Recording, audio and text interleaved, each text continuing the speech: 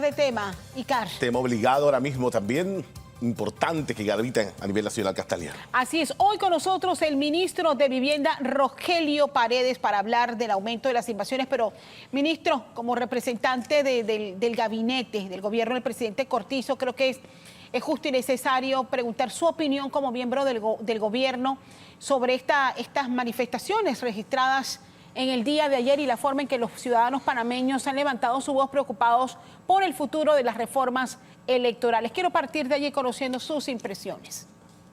Gracias, Catalia. Saludos a ti, a Icar y a todos los radioescuchas y televidentes. Bueno, en efecto, se ha ejercido el derecho ciudadano. Ellos han tenido toda la oportunidad de hacer su convocatoria. Los medios de comunicación los han apoyado también. Y ayer se presentaron en una marcha que terminó en la Asamblea este grupo que, bueno, si vamos a cuantificarlo, algunos podrían estar esperando cifras mayores y otros con las cifras que obtuvieron se sienten cómodos, pero al final del camino no se trata de cifras, se trata de un derecho ciudadano que tienen aquellos que sienten que las reformas electorales deben ser tratadas de otra manera. Bueno, de ejemplos y de una vez en reacción sobre ese tema lo dio los dos presidentes de los dos órganos, en este caso el Tribunal Electoral y el órgano legislativo, cuando decidieron reunirse desde la 1 de la tarde. La marcha comenzaba un poquito más tarde, pero ya a la 1 ellos estaban reunidos y conclusión, aquí hay una estrategia diferente, se va a revisar lo actuado y esa ha sido la declaración de ambos presidentes de estos dos instancias, ¿no? El Tribunal Electoral y la Asamblea. Entonces, sí, yo lo que puedo concluir de esto es que se ejerce un derecho ciudadano que es normal, natural y al cual tienen derecho cualquiera. Sí. Yo lo que destaco es que, bueno, no hay acciones de violencia, que es que esto es lo que no debía ocurrir, ¿no? Claro que se protege el perímetro de la Asamblea porque era anunciado que esta marcha iba a tener final allí y bueno, era una cuestión de seguridad que ellos manejan. Este es otro órgano del Estado. Pero bueno, ahí están los resultados. Ya hoy a partir de, creo que el lunes. Del lunes. Debe haber ya trabajo sobre esa naturaleza. Una opinión adicional y espero no meterlo en problemas por el horario. Creo que puede un poquito emitir su opinión con respecto al rol de los partidos políticos. Ya hace pocos minutos, cuando entrevistábamos a Maribel Jaén, miembro del Foro Ciudadano Pro Reformas Electorales y quien participó de esta comisión de ciudadanos que han elaborado este proyecto de reformas, sí, ella hacía una reflexión que va dirigida a los partidos políticos.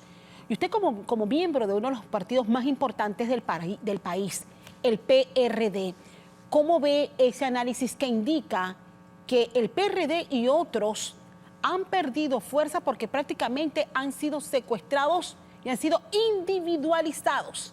O sea, partidos como el suyo están individualizados, perjudicando no solamente este proceso democrático de participar de partidos políticos, sino que se cierran las puertas a que nuevas fuerzas, nuevos miembros ingresen a las filas de los colectivos.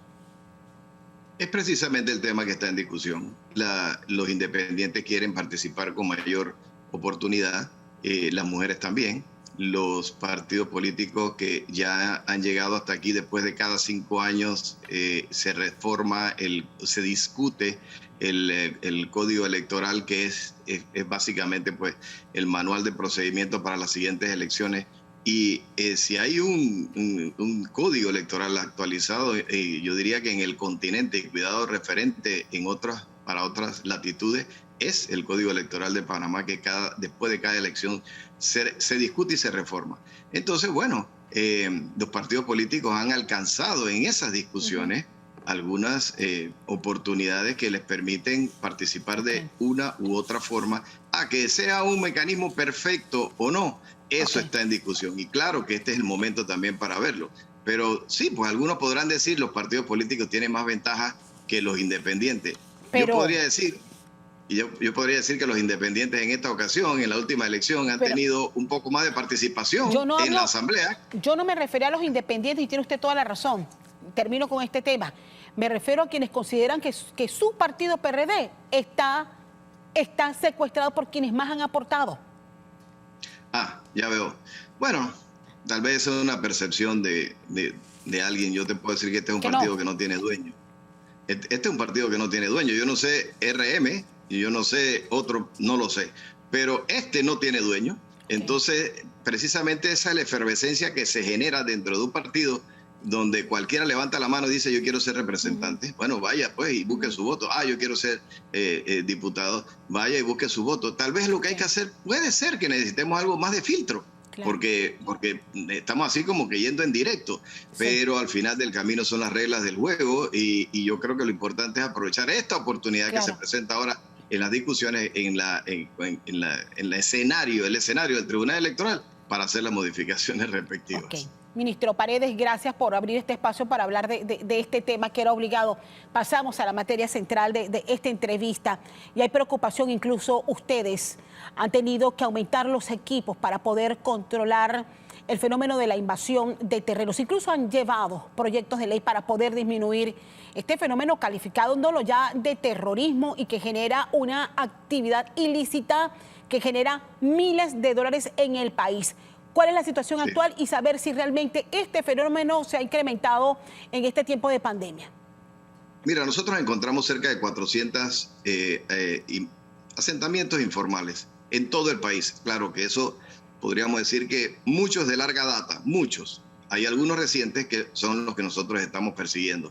Ah, bueno, y eso entonces genera la incomodidad de algunos y por ahí tengo algunos epítetos y algunos otros que me han declarado no grato. Pero al final del camino esa es la parte, tal vez la parte menos agradable pues de mi misión.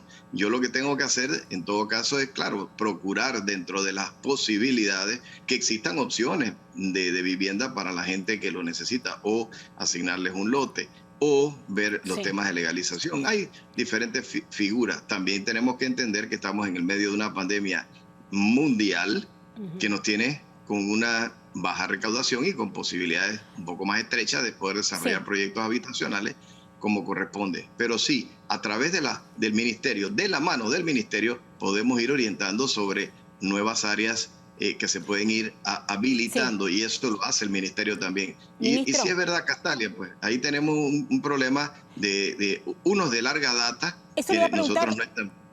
¿Me permite hacerle una pregunta para hilar justamente lo que va a desarrollar? Mire, a lo largo de todos estos años, de todas las administraciones, cada gobierno establece un plan para ir disminuyendo este déficit habitacional, pero no terminan con las invasiones. Entonces, esto es un tema que responde a este es un fenómeno que responde a una verdadera necesidad de vivienda o responde al juega vivo. ¿En cuánto recibieron ustedes ese nivel de déficit habitacional? Cerca de 200.000. El déficit habitacional crece al ritmo de cerca de 4% anual. Los programas de vivienda pueden prácticamente nivelar ese déficit, ese crecimiento, pero no bajar el déficit tan rápido. Entonces, aquí es donde entra la empresa privada. Nosotros, apoyados en los promotores, tenemos 224 promotoras que están trabajando con nosotros en el Fondo Solidario de Vivienda, donde cualquier persona ya podría tener una vivienda por $185 con los $10.000 que nosotros le damos como aporte a ese promotor si vende o si tiene proyectos cuyo precio de venta de estas unidades no supera los 70.000. O sea, mientras esté dentro de ese rango, claro que la persona tiene que estar trabajando. Ahí es para ese segmento, digamos que para familias que con dos salarios mínimos pueden accesar o pueden obtener una vivienda decorosa. Eso no pasa en Colombia, no pasa en Costa Rica, no pasa en México. Sí, eso solamente en Panamá, porque la verdad es que tenemos estas posibilidades. Entonces, apoyados en la empresa privada, avanzamos, pero no es suficiente, Castalia, tienes razón. Sí, no, y le iba a preguntar, o sea, si tenemos 200.000 personas. Soluciones habitacionales. Recibieron ustedes el déficit pendiente, pero eso aumentó. en pandemia, porque ahora ustedes no solamente tienen a los que estaban buscando una casa, tienen también a los que ya echaron afuera porque dejaron de pagar alquiler y han tenido que regresar a vivir con un tío, con un hermano, con sus padres. O sea, realmente, ¿cómo van a manejar esto? Porque ¿de qué nos vale tener 224 promotoras con ese fondo que ustedes suman como Estado si la gente no tiene trabajo, ministro? Debo decir, Castalia, que vuelves a tener razón. Fíjate tú, con la pandemia se agudizaron los problemas. Claro que se agudizaron, porque hay gente que ya perdió su empleo, hay gente que en su casa no tiene los dos ingresos que tenían, o el de él se vio disminuido, o está con contrato suspendido, o la empresa donde trabajaba quebró. Bueno, de esos hay muchos, ¿eh? Entonces, esa gente pagaba un cuarto y de repente ya no lo puede pagar. Sí. Entonces dice, bueno, tengo que decidir entre pagar el cuarto o comer. Y él prefiere entonces atender a su familia. Y lo que hacen es que se mueven hacia donde sienten que hay la posibilidad de meterse en terrenos, en invasiones. Eso lo entendemos. Y eso también lo estamos viendo a través de la Dirección de Asentamientos Informales. Para eso ahora tenemos una unidad de seguimiento y control de invasiones para ver precisamente cómo atender estos grupos. Claro que sí, es difícil si tú no tienes dinero para poder estar comprando tierras o para producir más proyectos habitacionales. Ministro, hay una pausa. Sí, usted no tiene idea de la cantidad de gente que a mí me empezó a llamar para decirme, Castalia, necesito el contacto del ministro Paredes porque necesito que me den material de construcción. Tenemos un programa. No, tenemos un programa eso se disparó porque hay necesidad, ministro. Pero aquí realmente, y yo le decía, espérense, que eso no es para todo el mundo. Eso es para gente que realmente lo necesita. No es que tú quieres hacer un cuarto y una terraza y quieres el dinero. Pero la gente se acostumbra. Sé que Icar le preguntó hace un par de semanas sobre la forma, sobre la desconfianza que hay, cómo ha funcionado en las juntas comunales históricamente. ¿Cómo ya empezó ese proyecto y qué controles hay precisamente para que llegue a quienes realmente lo necesitan? Ya tenemos cerca de 70 juntas comunales o representantes que han firmado con nosotros, pero eso va con la firma del Contralor también y con todo el control que hacemos nosotros. Ellos se convierten prácticamente en operadores del ministerio, pero con todos los controles, el desarrollo social tiene que hacer su evaluación y además eso lleva la firma de ese trabajador social. Si esa persona está mintiendo, ella puede también perder su idoneidad. Entonces, claro que ahí hay controles, hay seguimiento y es para mejoramiento habitacional. Castalia, una persona que de repente hay que cambiarle el techo. Sí. Bueno, o hay que mejorarle, quitarle el piso de tierra para ponerle piso de concreto. Ese tipo de cosas lo pueden hacer las juntas comunales con ayuda de nosotros, con seguimiento, pero es mano de obra que estamos utilizando que hoy puede estar ociosa o que puede estar haciendo otras cosas. Nosotros nos apoyamos en ello. Sí, es verdad, me interesa que ustedes también estén interesados en darle seguimiento, que esto no se salga de las manos. Bueno, yo estoy empeñado en eso porque a mí me ha costado mucho llegar a donde he llegado y tengo 27 años de estar en este mundo político y no creo que es el momento ahora para poner en juego o para, tú sabes, hacer algo equivocado a estas alturas de mi vida. Después de 64 años. Entonces, sí, claro, estamos dándole seguimiento y muy cerquita, inclusive la Contraloría. Pero te digo que el programa está tomando cuerpo.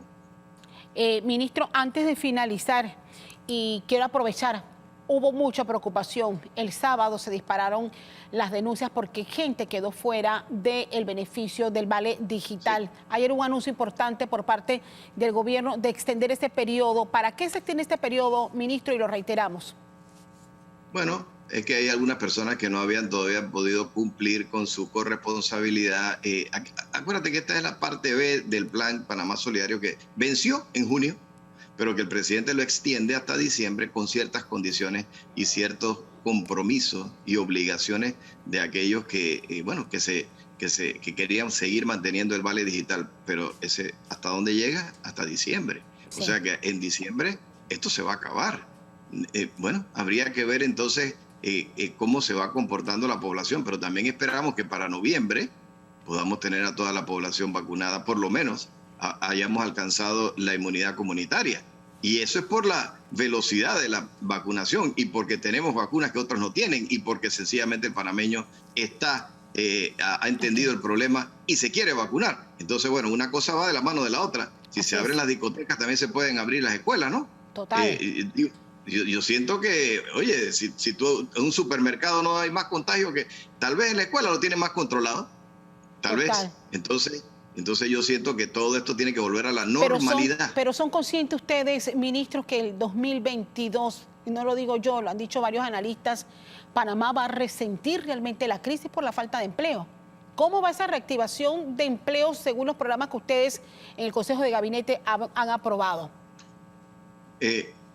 Avanza, lento, pero avanza. Sí, hay que reconocer que no es como que nosotros cerramos los ojos y los volvimos a abrir y Panamá volvió a ser lo que era. Pero ayer, por ejemplo, yo estaba recibiendo a un personaje del mundo inmobiliario que me dice, la verdad, Panamá es un espacio interesante para nosotros. Él viene de Andorra y dice, yo estoy impresionado porque Panamá en el continente ofrece oportunidades que otros países no ofrecen. Mira, yo en realidad estoy viendo de cerca el problema de Perú. Hay capitales peruanos que se están moviendo hacia acá por la situación de allá. Y pasa también en otros países del Cono Sur. Y ese dinero o esos capitales o esas inversiones finalmente van a terminar aquí en un lugar seguro. Y esas son las cosas que nos hacen después generar mano de obra, capitales frescos. Hay que tener confianza. Así es, bueno, y de hecho los organismos financieros pronostican que Panamá será el país de mayor crecimiento en ese año 2022. Esperemos que el crecimiento se convierta en desarrollo de las personas para mejorar su calidad de vida. Ministro Rogelio, muchísimas gracias, estaremos pendientes, tenemos tarea pendiente, me interesa mucho dar seguimiento a este tema de las soluciones de vivienda, porque apremia y saber quiénes tienen acceso y cómo hacerlo. Así que estaremos pendientes y vigilantes también por acá de nuestra parte. Gracias, ministro. Me encanta que lo hagan, estamos a la orden para ponernos de acuerdo con. Saludos a Iker también. Buen día.